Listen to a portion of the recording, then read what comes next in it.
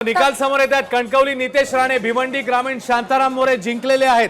आता आणखी जिंकलेल्या उमेदवारांचे नावासमोर येतात। शिर्डीमधून राधाकृष्ण विखे पाटील पुन्हा एकदा जिंकलेले आहेत। कणकवलीमध्ये नितेश राणे, शिर्डीमध्ये राधाकृष्ण विखे पाटील यांनी विजय मिळवलेला आहे। या घडीचे हे निकाल समोर आलेत। आपण कोकणासंदर्भात चर्चा करूया। कोकणामध्ये सुद्धा कोण वर्चस्व प्रस्थापित करणार याची चर्चा होती, पण नितेश राणे विजयी होताना दिसतात।